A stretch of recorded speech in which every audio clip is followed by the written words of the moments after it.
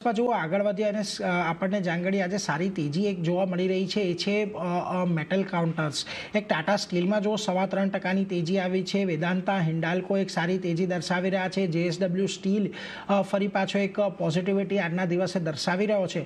Overall Amitji Nifty મેટલને લઈને શું મત બની રહ્યો છે અને એક ટાટા સ્ટીલનો એક અપ ટ્રેન્ડિંગમાં છે જ, પરંતુ અહીંયાથી પણ તમને જો કોઈક સ્ટોક્સ અન્ય પસંદ આવી રહ્યા હોય મેટલ સ્પેસમાંથી?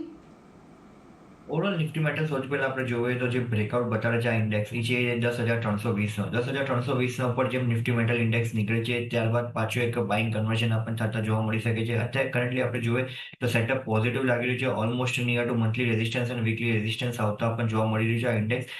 જેમ 10,320 ઉપર નિફ્ટી મેટલ નીકળે છે ત્યારબાદ મને લાગે છે જે નેક્સ્ટ લેવલ આપણને બનતા જોવા મળશે એ 10,800 થી 11,200ના રેન્જમાં જતા જોવા મળી શકે છે। સો મોમેન્ટમ કન્ટિન્યુ રહેવું જોઈએ, બાર ડિપ્સની સ્ટ્રેટેજી રાખીને ચાલવું જોઈએ। અગર ડીપ આવે છે તો ઓવરઓલ મેટલ સ્પેસમાં બી આપણે જોઈએ તો જે બધા કાઉન્ટર્સનું સેટઅપ બનતા પણ જોવા મળે છે, એમાં આપણે જોઈએ વીડીએલ જોઈએ, ટાટા સ્ટીલ, હિન્ડાલ્કો, નાલ્કો, જેએસડબલ્યુ આ બધાનો સેટઅપ બહુ જ સ્ટ્રોંગ બન્યો છે લોંગ ટર્મમાં ચાર્ટના હિસાબથી। સો કરન્ટલી અગર કોઈ કાઉન્ટર સિલેક્ટ કરવું હોય તો એનાથી આપણે જોઈએ તો વીડીએલ અને હિન્ડાલ્કો આમ બેમાં સેટઅપ પોઝિટિવ લાગી રહ્યું છે અને મને લાગે છે ઓવરઓલ મેટલ સ્પેસમાં બે કાઉન્ટરમાં એક સારો મોમેન્ટમ બિલ્ડઅપ થતા આપણને જોવા મળી શકે છે।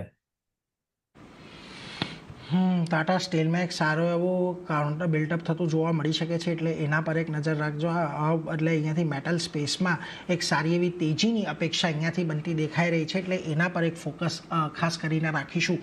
આગળ વધીએ, અન્ય એક સ્ટોક આજના દિવસમાં જે સારી એવી તેજી દર્શાવી રહ્યો છે સોલાર ઇન્ડસ્ટ્રીઝનું છે। જો એક ડિફેન્સ સેક્ટરનો એક રિપોર્ટ આવ્યો છે જીએસનો ગોલ્ડમેન સેક્સ દ્વારા, એમાં એમણે એવિએશન સાથે સંકળાયેલી જે ખાસ કરીને અને એરોસ્પેસ સાથે સંકળાયેલી જે કંપનીઓ છે એના પર એક પોઝિટિવ મત આપ્યો છે અને એને પગલે આજે જો તમને સોલાર ઇન્ડસ્ટ્રીઝ એક સારી તેજી દર્શાવી રહ્યું છે। નો ડાઉટ શરૂઆત જે જ્યાંથી થઈ હતી ત્યાંથી થોડો અત્યારે સ્ટોક આપણને નીચે આવતો દેખાઈ રહ્યો છે, પરંતુ શું મત અહીંયાથી તમે રાખી રહ્યા છો સોલાર ઇન્ડસ્ટ્રીઝ માટે? કારણ કે છેલ્લા 2-3 દિવસથી એક ઘટાડા તરફી કારોબાર અહીંયા સોલાર ઇન્ડસ્ટ્રીઝ પર આપણને જોવા મળ્યો હતો, ત્યારબાદ આજે એક ખરીદદારી ફરી પાછી એક આવી છે। કઈ રીતે અહીંયા ધ્યાન રાખવું જોઈએ?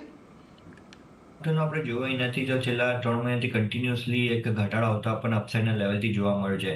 જે હિસાબથી મંથલી સપોર્ટ આ કાઉન્ટરનો બનતા પણ જોવા મળે છે, 13,100નો બનતા પણ જોવા મળે છે। મોમેન્ટમના હિસાબથી શોર્ટ ટર્મ વ્યૂના હિસાબથી તો ચાર્ટ સ્ટ્રક્ચરમાં એવું કંઈ હજી મેજર એક્ટિવિટી આપણને જોવા નથી મળી રહી, પણ અગર લોંગ ટર્મ વ્યૂના હિસાબથી લોંગની પોઝિશન ક્રિએટ કરવી હોય જેના આગળ લોંગની પોઝિશન છે લોંગ ટર્મ વ્યૂના હિસાબથી તો હું કહીશ કે 13,100ના સ્ટોપ લોસથી રાખી રાખો। અગર 13,100નો લેવલનો બ્રેકડાઉન આવે છે તો જ પોઝિશન એક્ઝિટ કરવાની સલાહ રહેશે, વરના જેમાં કાઉન્ટર પાછો 14,400ના ઉપર એના જે વીકલી ક્લોઝિંગ આવે છે ત્યારબાદ પાછું એક મોમેન્ટમ પિકઅપ થતા જોવા મળશે, જે 16,800, 17,400 સુધી બી જવાની જગ્યા બનાવી શકે છે।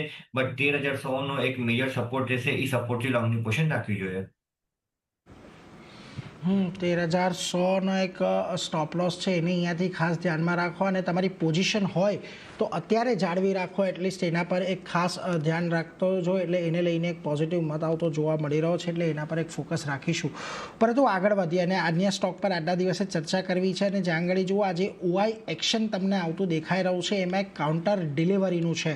આમ તો આજે ઘટાડા તરફી કારોબાર છે, શોર્ટ બિલ્ટઅપ થઈ રહ્યા છે, લગભગ 7% ઉછાળો આજે તમને ઓઆઈની અંદર ડિલિવરીમાં આવતો જોવા મળી રહ્યો છે। અને જો એક મહત્વનો સપોર્ટ હતો એ સપોર્ટની નીચે આજે કાઉન્ટર ફરી પાછું એક વખત આવ્યું છે। ઓવરઓલ કઈ રીતે આ કાઉન્ટરને જોઈ રહ્યા છો ડિલિવરીના, જે પ્રકારે આજે ઘટાડો અહીંયા આવ્યો છે? કારણ કે બુધવારનો જે ઘટાડો હતો એનું આજે ફોલોઅપ અહીંયાથી બનતું દેખાઈ રહ્યું છે। કાઉન્ટરમાં મારા ક્લાયન્ટને વેનસડે સેશનમાં જ રિકમેન્ડ કરેલો હતો એક શોર્ટની પોઝિશન ક્રિએટ કરવા માટે। કરન્ટલી આપણે જોવાય નથી તો જે હિસાબથી સ્ટ્રક્ચર બનેલો છે એ હિસાબથી લાગે છે હજી થોડોક ઘટાડો આપણને કાઉન્ટરમાં જોવા મળી શકે છે। ડાઉન સાઈડમાં જે સપોર્ટ આવતો અત્યારે કરન્ટલી જોવા મળે છે 415નો છે, તો હજી 10 થી 12 પોઈન્ટનો ઘટાડો આપણને કાઉન્ટરમાં જોવા મળી શકે છે। અપસાઇડમાં જ્યાં સુધી આ કાઉન્ટર 438ના ઉપર ક્લોઝિંગ નથી આપતું ત્યાં સુધી મેજર કોઈ ઇન્ડિકેશન નથી મળી રહ્યું એનાથી સ્ટેબિલિટી માટે 438ના ઉપર નીકળે ત્યારબાદ જ લોંગની પોઝિશન ક્રિએટ કરી। અત્યારે કરંટ સુધી મને લાગે છે હજી આપણને 10-12 પોઈન્ટનો ઘટાડો જોવા મળશે। હજી અહીંયાથી 10-12 પોઈન્ટનો ઘટાડો જોવા મળી શકે છે, ખાસ કરીને ડિલિવરીના કાઉન્ટરની અંદર, એટલે એના પર એક નજર ખાસ કરીને રાખતા રહેજો। આના દિવસે એક ઘટાડા તરફી કારોબાર જોવા મળી શકે છે। પરંતુ એ સાથે જ